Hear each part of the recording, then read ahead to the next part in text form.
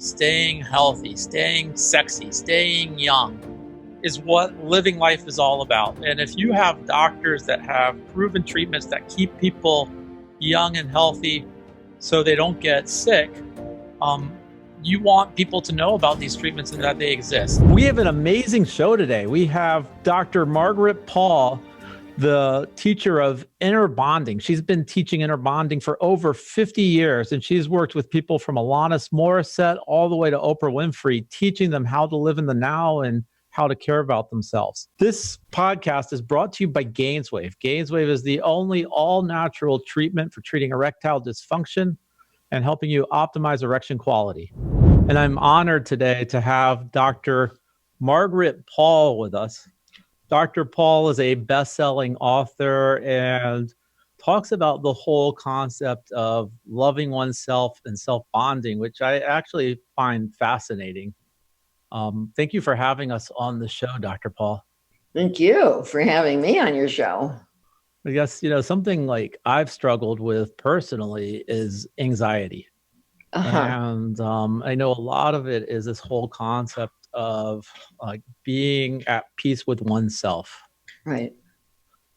How do you advise people? And I know you've worked with literally thousands of people throughout your life. Right. Is there a simple answer to that? And actually, there is a simple answer, not always so simple to follow through on, but anxiety comes primarily from two sources. One of them is if there's an imbalance in your gut, like if you're eating junk food and causing the opportunistic bacteria to proliferate in your gut, that creates toxicity, which goes up into the brain, and that can create anxiety and depression. And the other is what I call self-abandonment, which is various ways. I outlined 4 ways that people generally abandon themselves, and that creates a lot of anxiety. This is what I outline in my recent book, Diet for Divine Connection, Beyond Junk Foods and Junk Thoughts to At-Will Divine Connection. Do you think in the majority of people it's the way they eat, or do you think it's the way they were raised and the beliefs they have about themselves? It's actually both.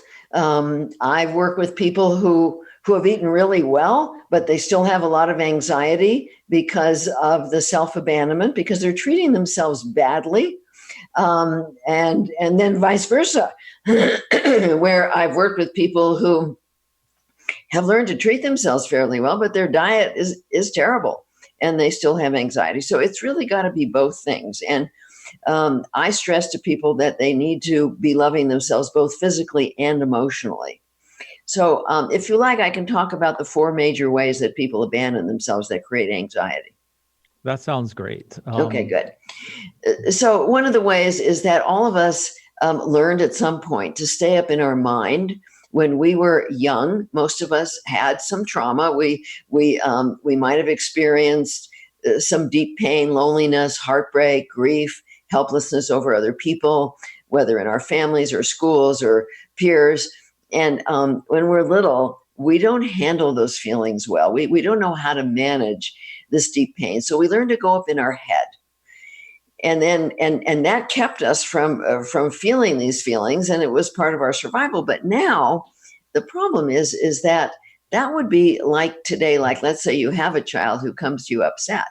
And instead of caring about the child and attending and wanting to know about the feelings, you just stay in your computer or in your book or, in some way you stay up in your mind rather than attending. And that's what people do to themselves. They ignore their feelings and they ignore the information that their feelings are giving them, because our feelings have vital information for us, not only about how we might be treating ourselves, but about what's happening with other people and events in our lives. So that's one way. Another way is that many of us learn to judge ourselves. Many people were judged and criticized as we were growing up, again, whether family or school or peers. And then we absorb that into our own ego wounded self. And we tend to kind of kind of in the background. We tend to say things to ourselves like, oh, you're not good enough, or you better be perfect, or you better do this right, or how could you have been so stupid, things like that. Well, if you treated a child that way, they would feel anxious, they would feel unloved. And yet people are treating themselves this way all the time. That's what I mean by junk thoughts. And then the third way is that people avoid their feelings with their various addictions. They may eat junk food, they drink, they smoke cigarettes, they're on social media, they watch TV, they work too much, they go after sex or pornography, they shop, they spend. There's so many ways that people have learned addictively to avoid their feelings. Well, this does not make us feel loved inside when we're trying to suppress our feelings with various addictions. And then the fourth way, which greatly affects relationships, is that we tend to make other people responsible for our feelings of safety and our feelings of worth. We work so hard to impress people so they'll give us approval, and then we feel like we're okay. And most people have not learned to define their own worth intrinsically by who they are in their heart and soul, rather than what they look like or what they accomplish. And so, again, if you use the child analogy, if you had a child and you kept trying to give the child away to somebody else and saying, well, that person has to love you, I don't want to do it, that person has to love you for you to be okay, that child would feel very rejected, very abandoned. And this is what happens on the inner level, is that we reject and abandon ourselves and then wonder why we're feeling anxious or depressed or angry. And so it becomes very important for us to start to be aware of how we're treating ourselves. What's the best way to be aware of how you treat yourself? Okay, so this is what I teach. This is the inner bonding process. And I can go through the steps briefly if you like. I would love that. So step one is learning to take the journey from being in your mind to being in your body, being in your heart and soul. And this took me a lot of practice because I was in my head and I was tuned into other people's feelings, but I wasn't at all tuned into mine. So it's about practicing getting inside your body and even knowing when you have a feeling. Lots of times when I start to work with people and I say, what are you feeling? They say nothing, or they don't know, or they feel empty, or they feel numb. They don't know what they feel. Well, if you're not aware of what you feel, then you can't learn from those feelings. You can't attend to them. So the first step is learning to be present in your body. And then step two is moving into your heart. And in inner bonding, there's only two intentions. One is the intention to protect against painful feelings with various forms of addictive and controlling behavior. And the other is the intention to learn to be loving to yourself. And so in step two, we consciously choose the intention to love ourselves, because if we're avoiding our feelings, then of course we're going to continue to do what we've been doing. And so we move into an intention to learn to love ourselves, and we teach people how to open to a higher source, their higher self, God, spirit, whatever it is for them, but to tune into that higher source of love and wisdom and comfort and invite that into their heart, inviting compassion into their heart. And then from that open and compassionate space, then we go inside and we ask, for example, the anxiety. We say to the anxiety, what am I telling you? How am I treating you? What am I doing or not doing that's making you anxious? Mm-hmm. And then we go inside and we learn to let that anxious feeling talk to us and let us know how we're treating ourselves, what we're telling ourselves. And once we understand what it is, then we go a little deeper into that programmed ego wounded part of us that's filled with all these false beliefs. So let's say you discover that you're anxious because you're putting a lot of pressure on yourself. You're telling yourself, I've got to get all this done, or I've got to do it right, or I've got to be perfect, or I can't make a mistake, or I better not fail. I mean, these are the kinds of things people put pressure on themselves about. Well, then you want to go a little deeper and you want to ask that part of you. It's usually like a child or adolescent inside who absorb these beliefs that you've got to judge yourself and pressure yourself in order to get yourself to do okay. And so you want to be exploring, where did you get these beliefs, and what do you believe about that now? And once you really understand what you're doing and why you're doing it, then step 4 is opening again to that higher source of truth and love and wisdom, and asking, well, what's true? Is this true that that unless I pressure myself, I'm going to fail or make all kinds of mistakes, or nobody will like me? And what would be loving to me? What's the loving action? And we learn to tap into what that loving action is. And in step 5, we take that loving action. And then in step 6, we go inside and see how we're feeling. And if indeed we have taken a loving action on our own behalf, we're going to feel a sense of relief. You're not going to feel the same anxiety when you're really loving and valuing yourself than when you're criticizing and judging and putting pressure on yourself.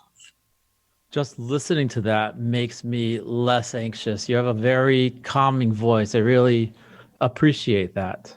Thank you. What did you teach this to yourself, or did you grow up very anxious? And how did you learn all of this?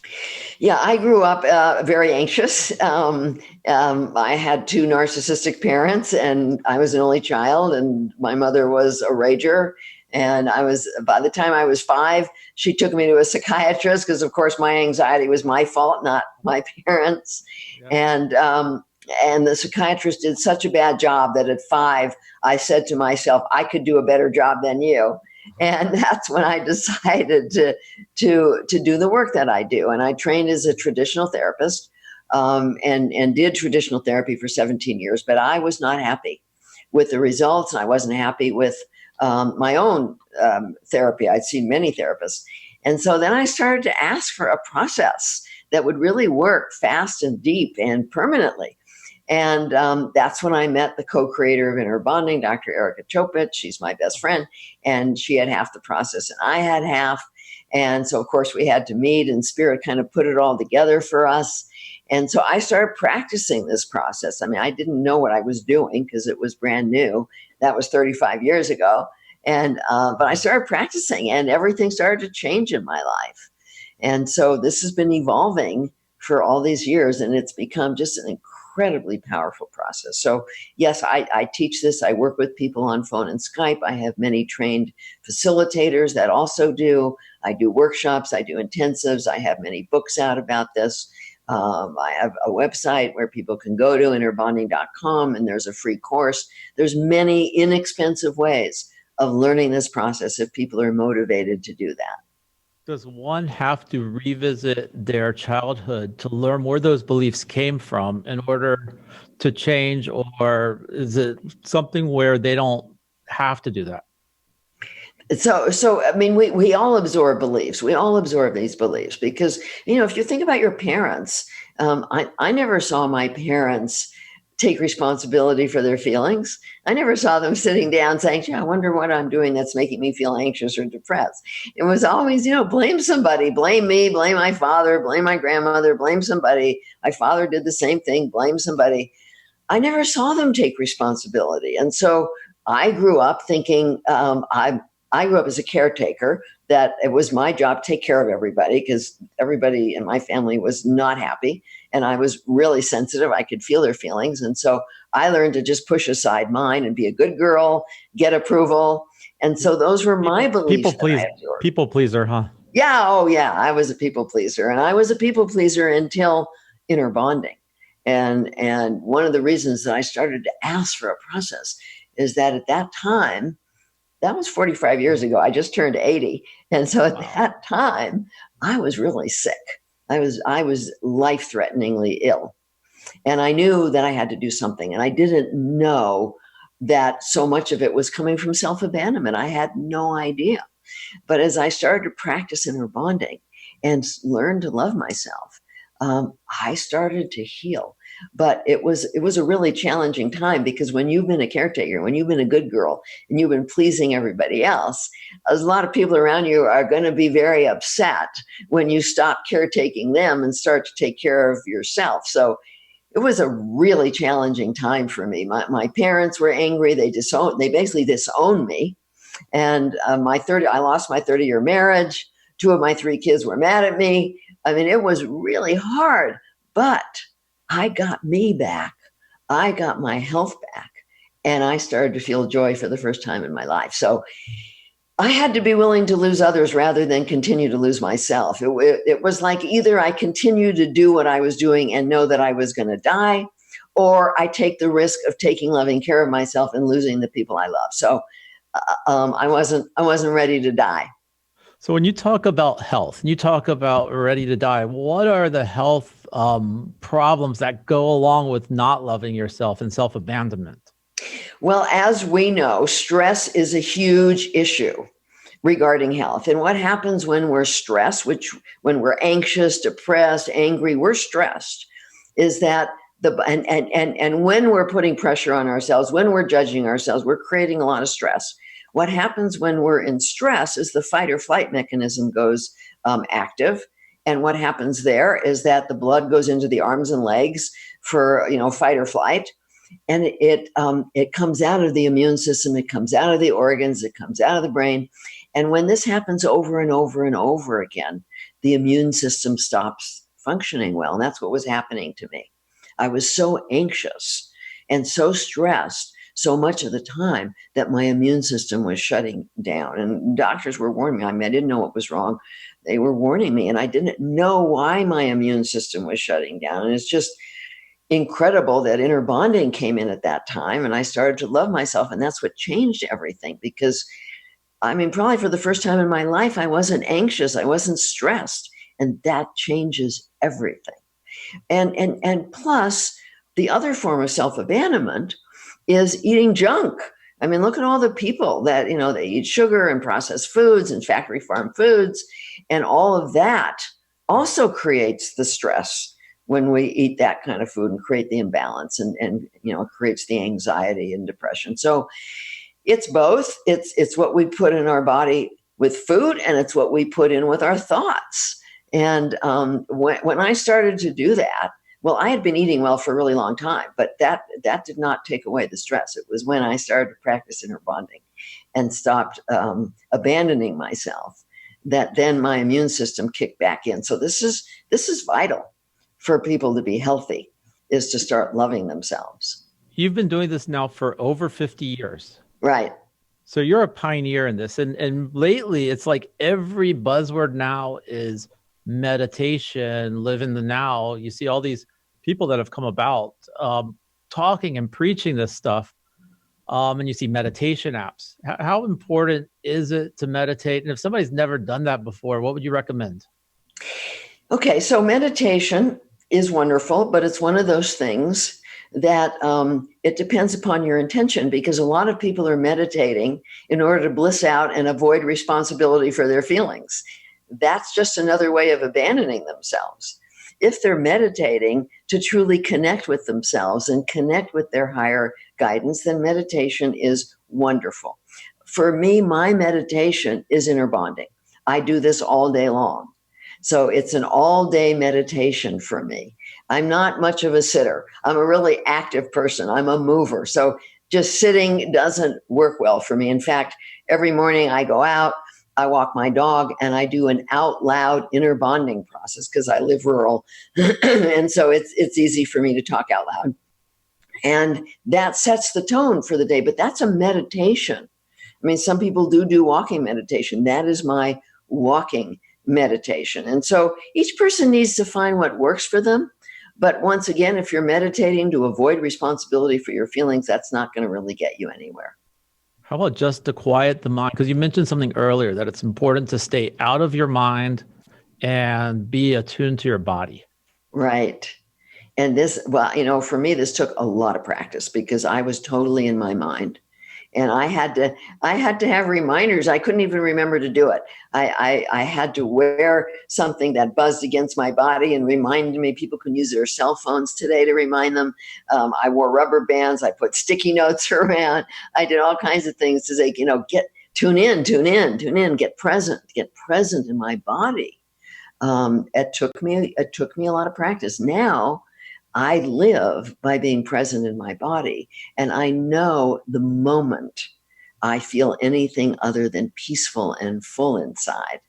And so I can attend to it the moment I feel it. But before inner bonding, I was anxious all the time. I had no idea what to do about it. So the moment you feel it, you probably feel something. What do? You just... Okay, the moment I feel it, I go inside and say, what did I just say to you? Because this feeling part, you can think about the feeling part like an inner child or your soul or your essence. And I think of it like my inner child. And I say to her, what did I just tell you? And she tells me what I just told her. And then I realize, okay, that's not true, because you see, our feelings are a source of inner guidance. And when I feel peaceful and happy and joyful, that's letting me know that I'm operating out of love and truth. But if I feel anxious or anything other than peaceful, I'm not operating out of truth. And so if I get that twinge of anxiety and I say, what did I just tell you? I immediately know that that's not true, because that's my inner guidance letting me know that. This is one of the things that's so sad to me, is that people, they suppress their feelings, even with medication. They feel so anxious, maybe I better take medication, or depressed, rather than getting the message. Their anxiety is telling them that they're abandoning themselves. Their depression is telling them they're abandoning themselves. And there's something they can do about this. So I think it's very sad that people do all these things to avoid their feelings. I cherish my feelings. I am thrilled that I now live inside my body, and that this inner child, this soul self, communicates to me instantly if I'm saying something that's not true or that's hurtful to myself. So how do you deal with unpleasant feelings? Well, that's what I'm saying. If I have any kind of unpleasant feeling, I go in to find out. Like, let's say I'm with another person and I'm not feeling good with them. I'm going to go inside and I'm going to say, what's happening? Why isn't this feeling good? And my inner self is going to say, well, this person is needy and they're pulling on me for my approval. They're not really connecting. I feel lonely with this person because they're not present. They're not connecting to me, or they're judging me, or they're very intellectual. They're very disconnected. And my inner self is telling me all this. And this really helps me with my clients, because I stay very tuned in. And I know immediately where somebody is, if they're in their head, if they're intellectualizing, they're analyzing, they're completely dissociated from their body. I can feel it inside. Or if they're pulling for my approval and they're very needy, I can feel it. So these feelings are so important to me, giving me so much information. It's like when you pay attention to your gut, you pay attention to the signals. It tells you if this person is from a loving place or a dangerous place. Right. That's right. And your gut feeling will also tell you if there is danger happening. I mean, I have a lot of clients that had gut feelings about things and listened to them and prevented really bad things from happening by listening to that gut feeling. So people need to learn to trust their gut. They also need to learn to trust their higher guidance, because we live in a universe of love and compassion and wisdom and truth that is always here for us. And I can't tell you how many times I've gotten the message of something to do that if I hadn't have done it, I might have either gotten seriously hurt or even died. And so I rely on that higher guidance. And part of connecting with that is being present in my body, in my heart, and being open to learning, so that I can receive that guidance at will throughout the day. Now, you mentioned the healthy gut is important to tell you, because I think, because you're talking about feeling it from the gut. Yeah. And you're talking about how diet is so important. We all know to stay away from sugars and breads, but what's the best diet, or do you recommend probiotics for staying attuned to your highest self? Okay. What I talk about in my book, Diet for Divine Connection, is I don't recommend a particular diet because everybody's got their own philosophy. But what I do recommend is that whether you're a vegan or vegetarian or keto or paleo or Mediterranean, whatever it is, that it be all organic, that you do not eat factory farmed anything, produce, meats, anything, that you do not eat processed foods and, of course, sugar, and that you stay away from the industrial seed oils, the safflower, the sunflower, canola, soy. These are very toxic because they create a huge imbalance in the body between the omega-6 and the omega-3, which is responsible for a lot of the problems in our society. And so I do recommend fermented foods for people, however they're comfortable getting them. But if people are really not well, they have to get checked out, because if they eat fermented foods when they have SIBO, which is small intestinal bacterial overgrowth, it's going to make them sicker.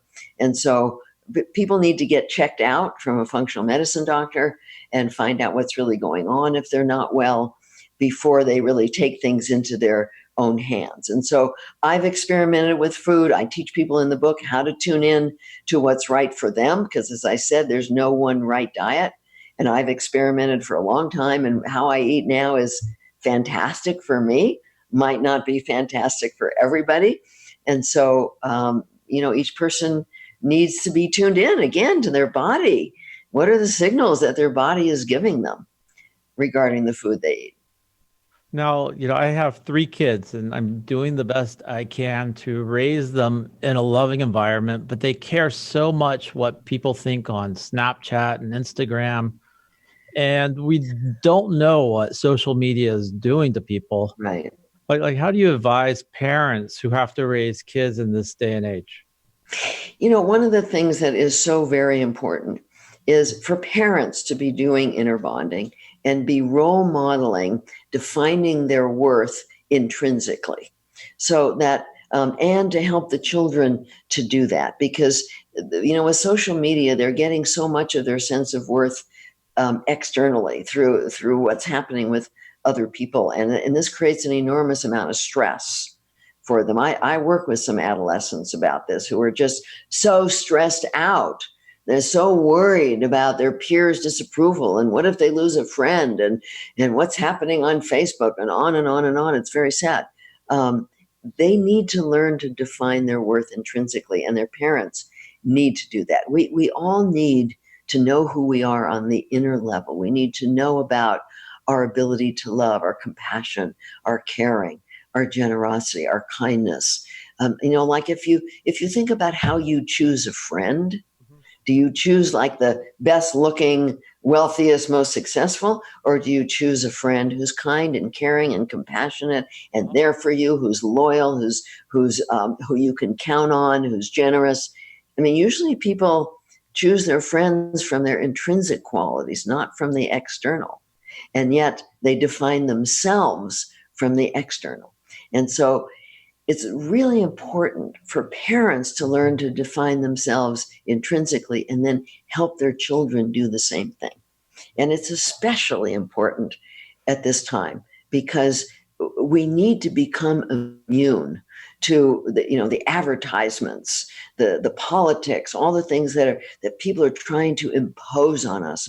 We need to be able to tune into what's right for us and wrong for us, what's true and what isn't on the inner level. And so it's so important that we're tuned in, and it's so important that we trust who we are and our inner guidance at this point. And that's one of the best things that you can do for your kids, doing your own inner work, dealing with your own anxiety, learning to take responsibility for your own feelings, learning to be in joy for yourself.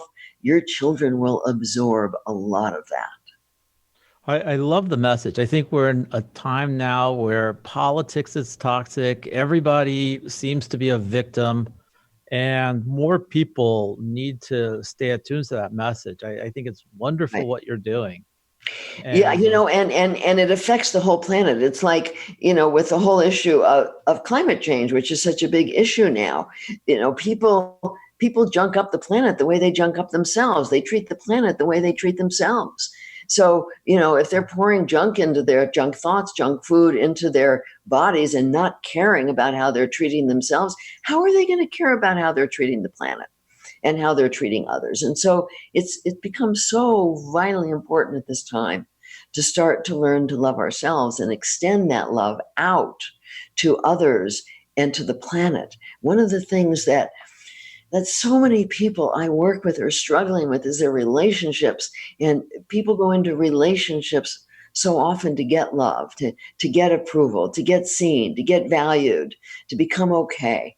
And this is a codependent relationship. It's making others responsible.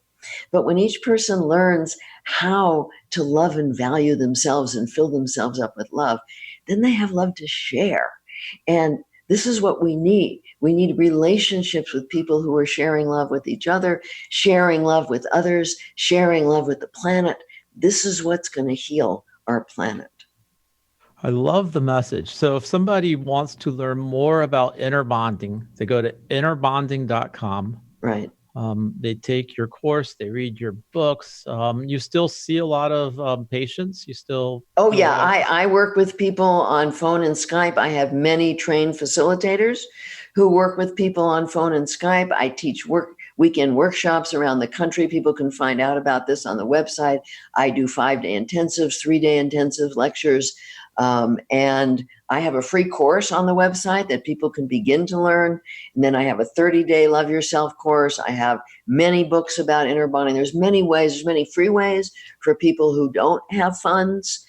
We try to make it available to everybody. I want everybody to learn this. And so, people don't have to spend a lot to learn inner bonding if they're devoted to doing the practice. It does take practice. It's not instant. I think that's great. I spent some time on your website before talking to you, and I think a lot of the things that you discuss and the law of attraction, I think that's it's an amazing story. I think it just needs to be talked about more. And I think we have to stop pointing fingers and just take responsibility. Yeah, that's right. But people don't know how to do it. There's so few role models, which is why we need to access our higher guidance. That becomes the role model. Because when I started practicing inner bonding, I had no idea how to love myself. I mean, I had no role modeling. Where do you look to who's really loving themselves and role modeling that? And so I knew that I had to access a higher source of love and role modeling in order to know what to do. Well, that's great. So Dr. Paul, if you want to reach her, please do innerbonding.com. Thank you so much for your time, Dr. Paul. I really appreciate it. You're very welcome. Thank you so much for the opportunity. Thank you.